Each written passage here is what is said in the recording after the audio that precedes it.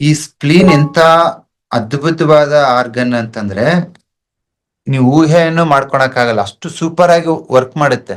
ಹೇಗ್ ಗೊತ್ತಾ, ನೀವು ಫುಲ್ ನಿಶಕ್ತ ಆಗಿರ್ತಾರೆ, ಊಟನೇ ಮಾಡಿರೋ ಒಂದ್ ತುತ್ತು ಅನ್ನ ತಿನ್ನೋತ್ರ ಶಕ್ತಿ ಬಂದ್ಬಿಡುತ್ತೆ. ಒಂದೇ ತುತ್ತು ಅನ್ನ ತಿಂದಿರೋ ಬರುತ್ತಲ್ವಾ? ಎಲ್ಲಿಂದ ಬಂತು? ಹೊಟ್ಟೆಗೋಗಿ ಅಲ್ಲಿಂದ ಕರಳಿಗೋಗಿ ಊಟನ ಅಬ್ಸರ್ವ್ ಮಾಡೋ 1 ಗಂಟೆ ಬೇಕು. ತಿಂದಿದ ಮರುಕ್ಷಣನೇ ನಿಮ್ಗೆ ಆ ಸುಸ್ತು ಹೋಗುತ್ತೆ, ತಿಂದಿದ ಮರುಕ್ಷಣನೇ ಶಕ್ತಿ ಬರುತ್ತೆ. ಯಾರ್ ಗೊತ್ತಾ ಅದಕ್ಕೆ ಕಾರಣ? ಸ್ಪ್ಲೀನ್. ಇನ್ನ ಒಟ್ಟಿಗೆ ಹೋಗ್ಬೇಕಾದ್ರೆ ಆಹಾರನ ಅಬ್ಸರ್ವ್ ಮಾಡ್ಬಿಡ್ತೈತೆ. Finest energy of the food ಅಂತ. ಸರಿಯಾಗಿ ಜೀರ್ಣ ಆಗದೆ ಇರೋ ಆಹಾರ ಎದೆಯಲ್ಲಿ ಕುತ್ಕೊಂಡಾಗ ಅದು ನಿಮಗೆ ಚುಚ್ಚುತ್ತೆ, ಅದು ಭಾರ ಆಗುತ್ತೆ, ಅದು ಪೇನ್ ಆಗುತ್ತೆ. ನೀವೇನ್ ಮಾಡ್ತೀರಾ ಅದಕ್ಕೆ? ಅಯ್ಯೋ ಆರ್ಟಲ್ಲಿ ಏನೋ ಆಗಿದೆ ಅಂತ ಡಾಕ್ಟರ್ ತಗ ಓಡೋಗ್ತೀರಾ. ಪ್ರಾಬ್ಲಮ್ ಯಾರ್ದಿಲ್ಲಿ? ನಿಮ್ ಹೊಟ್ಟೆದು. ತಿನ್ಬಾರ್ದು ತಿಂತಿರೋ ನಿಮ್ದು.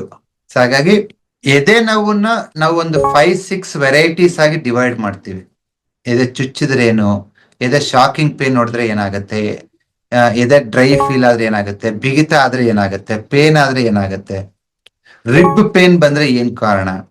ಇದೇ ತರ 5-6 different varieties of chest pain ಅನ್ನ ನಾವು ಈ ಕ್ಲಾಸ್ ಅಲ್ಲಿ ಕವರ್ ಮಾಡ್ತೀವಿ.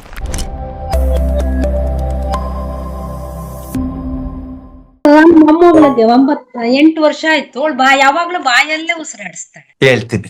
ಮೋಸ್ಟ್ ಪ್ರಾಬಲಿ ಬಾಯಲ್ಲಿ ಉಸಿರಾಟ ಆಡ್ತಿದಾರೆ ಅಂದ್ರೆ ಲಂಗ್ಸ್ ಅಲ್ಲಿ ಸಮ್ ಸ್ಟಾಗ್ನೇಷನ್, ಸ್ವಲ್ಪ ಕಫ ಶೇಖರಣೆ ಆಗಿರುತ್ತೆ. ಲಂಗ್ಸ್ ಅಲ್ಲಿ ಕಫ ಇದ್ರೆ ಮಾತ್ರ ನಿಮಗೆ ಆ ನೋಸ್ ಬ್ಲಾಕ್ ಆಗುತ್ತೆ. ನೋಸ್ ಬ್ಲಾಕ್ ಆದಾಗ ಆಬ್ವಿಯಸ್ ಆಗಿ ಬಾಯಿಂದ ಉಸಿರಾಡ್ತೀರ ಅಲ್ವಾ? ಹಾಗಾಗಿ ಏನ್ ಮಾಡ್ಬೇಕಿಲ್ಲಿ? ಓಕೆ, ಲಂಗ್ಸ್ ನ ಕ್ಲಿಯರ್ ಮಾಡ್ಬೇಕು. ಎರಡನೇದು, ಲಂಗ್ಸ್ ಕ್ಲಿಯರ್ ಮಾಡಿದ್ರೆ ಮತ್ತೆ ತುಂಬಿಕೊಳ್ಳುತ್ತೆ. ಯಾಕೆ ಹೇಳಿ? ನೀವು ಊಟ ಏನ್ ಕೊಡ್ತಾ ಇದ್ರೆ ಅದು ಕಫಾಯಿ ಕನ್ವರ್ಟ್ ಆಗ್ತಿದೆ, ಸರಿಯಾಗಿ ಜೀರ್ಣ ಆಗ್ತಾ ಇಲ್ಲ. ಊಟ ತಿಂದಿರೋದು ಸರಿಯಾಗಿ ಜೀರ್ಣ ಆಗ್ತಾ ಇಲ್ಲ ಅಂತಂದ್ರೆ ಐದರ್ ನೀವು ಕೊಡ್ತಿರೋ ಊಟನೇ ತಪ್ಪಿರುತ್ತೆ. ಪ್ರೊಸೆಸ್ಡ್ ಅಂಡ್ ಹೈಬ್ರಿಡ್ ಫುಡ್ ಕೊಡ್ತಾ ಇರ್ತೀರಾ, ಅಂಡ್ ಪಾಶ್ಚರೈಸ್ಡ್ ಮಿಲ್ಕ್, ಪ್ಯಾಕೆಟ್ ಹಾಲು ಕೊಡ್ತಾ ಇರ್ತೀರಾ.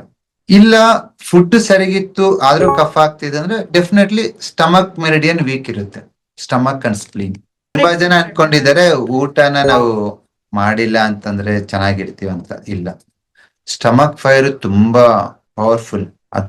ಜಠರಾಗ್ನಿ ಸ್ಟಮಕ್ ಹೀಟ್ ಜಾಸ್ತಿ ಇತ್ತು, ನೀವು ಊಟ ಕೊಟ್ಟಿಲ್ಲ ಅಂದ್ರೆ ತಲೆನೋವು ಬಂದ್ಬಿಡುತ್ತೆ. ಕೆಲವೊಬ್ಬರಿಗೆ BP ಜಾಸ್ತಿ ಆಗುತ್ತೆ, ಕೆಲವೊಬ್ಬರಿಗೆ ತಲೆ ಸುತ್ತು ಬರುತ್ತೆ. ಸೊ ಆ stomach heat it can damage any organ. ಅದಕ್ಕೆ ಸರ್ವಜ್ಞ ಹೇಳಿರೋದು ಹಸಿಯದಿರೆ ಉಣ್ಣದಿರು, ಹಸಿದು ಮತ್ತಿರದಿರು, ತಂಗಳು ಉಣ್ಣದಿರು ಸರ್ವಜ್ಞ. ಹಸುವಾದ್ರೆ ಊಟ ಮಾಡಿ. ಓಕೆ, ನಿಮ್ಗೆ ತುಂಬಾ some food hard to digest ಅಂದ್ರೆ ಇನ್ಸ್ಟೆಡ್ ಆಫ್ ಕಂಪ್ಲೀಟ್ ಫಾಸ್ಟ್ ಮಾಡೋ ಬದಲಾಗಿ ಹಣ್ಣುಗಳು ತಿನ್ನಿ, ತರಕಾರಿ ತಿನ್ನಿ, ಇಲ್ಲ ಏನಾದ್ರು ಜ್ಯೂಸ್ ಕುಡೀರಿ. ನಿಮ್ಗೆ ಏನಾದ್ರು ಸ್ಟಮಕ್ಗೆ ರೆಸ್ಟ್ ಕೊಡಬೇಕು, ಸ್ವಲ್ಪ ರಿಲ್ಯಾಕ್ಸ್ ಆಗ್ಬೇಕಂತಿದ್ರ ಸ್ಟಮಕ್ ಹೀಟ್ ಇರೋರು ಕಂಪ್ಲೀಟ್ ಊಟನ ಬಿಡಬಾರ್ದು. Even it can hit your heart also. ಅದೇ ತರ ಹಸು ಇಲ್ದೇ ಇರೋರು ಊಟ ಮಾಡಬೇಡಿ. ಇವಾಗ 1 ಗಂಟೆ ಆಯ್ತು ಊಟಕ್ಕೆ ಹೋಗೋಣ, ಬೇಡ. ಏನಾಗುತ್ತೆ? ಹಸು ಇಲ್ದೆ ಊಟ ಮಾಡಿದಾಗ ತಿಂದಿರೋ ಆಹಾರ ಸರಿಯಾಗಿ ಜೀರ್ಣ ಆಗಿಲ್ಲ ಅಂದ್ರೆ ಹಾರ್ಟ್ ಕೆಳಗಡೆ ಒಂದು ಆರ್ಗನ್ ಬರುತ್ತೆ, ಅದನ್ನ ಕನ್ನಡದಲ್ಲಿ ಗುಲ್ಮ ಅಂತ ಕರೀತಾರೆ. ಇಂಗ್ಲಿಷ್ ಅಲ್ಲಿ ಏನಂತಾರೆ ಗೊತ್ತಾ? ಸ್ಪ್ಲೀನ್ ಅಂತಾರೆ. ಈ ಸ್ಪ್ಲೀನ್ ಎಂತ ಅದ್ಭುತವಾದ ಆರ್ಗನ್ ಅಂತಂದ್ರೆ ನೀವು ಊಹೆಯನ್ನು ಮಾಡ್ಕೊಳಕ್ಕಾಗಲ್ಲ, ಅಷ್ಟು ಸೂಪರ್ ಆಗಿ ವರ್ಕ್ ಮಾಡುತ್ತೆ. ಹೇಗ್ ಗೊತ್ತಾ, ನೀವು ಫುಲ್ ನಿಶಕ್ತ ಆಗಿರ್ತಾರೆ, ಊಟನೇ ಮಾಡಿರೋ ಒಂದ್ ತುತ್ತು ಅನ್ನ ತಿನ್ನೋತ್ರ ಶಕ್ತಿ ಬಂದ್ಬಿಡುತ್ತೆ. ಒಂದೇ ತುತ್ತು ಅನ್ನ ತಿಂದಿರೋ ಬರುತ್ತಲ್ವಾ? ಎಲ್ಲಿಂದ ಬಂತು? ಹೊಟ್ಟೆಗೋಗಿ ಅಲ್ಲಿಂದ ಕರಳಿಗೋಗಿ ಊಟನ ಅಬ್ಸರ್ವ್ ಮಾಡೋ 1 ಗಂಟೆ ಬೇಕು. ತಿಂದಿದ ಮರುಕ್ಷಣನೇ ನಿಮ್ಗೆ ಆ ಸುಸ್ತು ಹೋಗುತ್ತೆ, ತಿಂದಿದ ಮರುಕ್ಷಣನೇ ಶಕ್ತಿ ಬರುತ್ತೆ. ಯಾರ್ ಗೊತ್ತಾ ಅದಕ್ಕೆ ಕಾರಣ? ಸ್ಪ್ಲೀನ್. ಇನ್ನ ಒಟ್ಟಿಗೆ ಹೋಗ್ಬೇಕಾದ್ರೆ ಆಹಾರನ ಅಬ್ಸರ್ವ್ ಮಾಡ್ಬಿಡ್ತೈತೆ. Finest energy of the food ಅನ್ನು, ನಿಮ್ಮ ಆಹಾರದಲ್ಲಿ ಇರ್ತಕ್ಕಂಥ ಅತ್ಯಂತ ಉತ್ಕೃಷ್ಟವಾದ ಎನರ್ಜಿನ ಅದು ಸಕ್ ಮಾಡುತ್ತೆ. ಅದಕ್ಕೆ ನೀವು ತಿನ್ನತ್ತಡ ಎನರ್ಜಿ ಸಿಗುತ್ತೆ. ಯಾರಿಗಾದ್ರು ತಿಂದ ತಕ್ಷಣ ಎನರ್ಜಿ ಇಲ್ಲ ಅಂದ್ರೆ ಸ್ಪ್ಲೀನ್ ವೀಕ್ ಆಗಿದೆ ಅಂತ. ಯಾಕೆ ಆರ್ಟ್ ರಿಲೇಟೆಡ್ ಕ್ಲಾಸ್ ಅಲ್ಲಿ ಸ್ಪ್ಲೀನ್ ಬಗ್ಗೆ ಮಾತಾಡ್ತೀನಿ ಅಂತ ಹೇಳ್ಬೋದು ಅನ್ಸ್ಬೋದು ನಿಮ್ಗೆ. ಇಲ್ಲೇ ಟ್ರಿಕ್ ಇರೋದು. ನೀವ್ ಯಾವಾಗ ಹಸುವಿಲ್ದೆ ಊಟ ಮಾಡ್ತೀರಾ, ಓವರ್ ಆಗಿ ಊಟ ಮಾಡ್ತೀರಾ, ಹೊಟ್ಟೆ ತುಂಬಿದ್ರೆ ಇನ್ನೊಂದ್ 4 ತುತ್ತು ತಿನ್ನೋಣ ಅಂತ ತಿಂತೀರಾ. ಓಕೆ, ನಿಮ್ಮ ದೇಹಕ್ಕೆ ಕೆಲವೊಂದು ಆಹಾರ ಆಗಿ ಬರಲ್ಲ. ಕೆಲವರು ಉದ್ದಿನ ಬೇಳೆ ಆಗಿ ಬರಲ್ಲ, ಕೆಲವ್ರಿಗೆ ತೊಗರಿ ಬೇಳೆ ಆಗಿ ಬರಲ್ಲ, ಕೆಲವ್ರಿಗೆ ಚಿಕನ್ ಆಗಿ ಬರಲ್ಲ, ಕೆಲವ್ರಿಗೆ ಮಸಾಲೆ ಆಗಿ ಬರಲ್ಲ. ಆಗದೆ ಇದ್ರೂ ಕಷ್ಟಪಟ್ಟು ತಿಂತೀರಾ. ಅವಾಗ ಏನಾಗುತ್ತೆ, ನಿಮ್ಮ ದೇಹ ಅದ ರಿಸೀವ್ ಮಾಡಕ್ ರೆಡಿ ಇಲ್ಲ ಆದ್ರೂ ನೀವು ಕೊಟ್ಟಿದ್ದೀರಾ, ಹಸುವಿಲ್ಲ ಆದ್ರೂ ಕೊಟ್ಟಿದ್ದೀರಾ, ಆಹಾರ ಸರಿಗಿಲ್ಲ ಆದ್ರೂ ಕೊಟ್ಟಿದ್ದೀರಾ, ಆ ಆಹಾರ ಸರಿಯಾಗಿ ಜೀರ್ಣ ಆಗಲ್ಲ. ಯಾವಾಗ ಆ ಆಹಾರ ಸರಿಯಾಗಿ ಜೀರ್ಣ ಆಗಲ್ವೋ ಸ್ಟಮಕ್ಕಲ್ಲಿ, ಬಟ್ ಸ್ಪ್ಲೀನ್ ಅದೆಲ್ಲ ನೋಡಲ್ಲ. ನೀ ಯಾವ ಎನರ್ಜಿ ಕೊಟ್ರೆ ಅದು ಎತ್ಕೋತೈತೆ ಮೇಲಕ್ಕೆ. ಇಂಟೆಸ್ಟೈನ್ ನಿಮ್ಮ ಸಣ್ಣ ಕರಳಿಂದ ಮೇಲಕ್ಕೆ ಎತ್ಕೊಂಡ್ಬಿಡ್ತೈತೆ ಸ್ಪ್ಲೀನ್. ಆ ತರ ಮೇಲಕ್ಕೆ ಎತ್ಕೋಬೇಕಾದ್ರೆ ಅದು ಆ ಒಂದು ಕ್ಲೇಶ ಏನಿದೆ, ಆ ಟಾಕ್ಸಿನ್ಸ್ ಏನಿದೆ, it reaches your heart and chest area.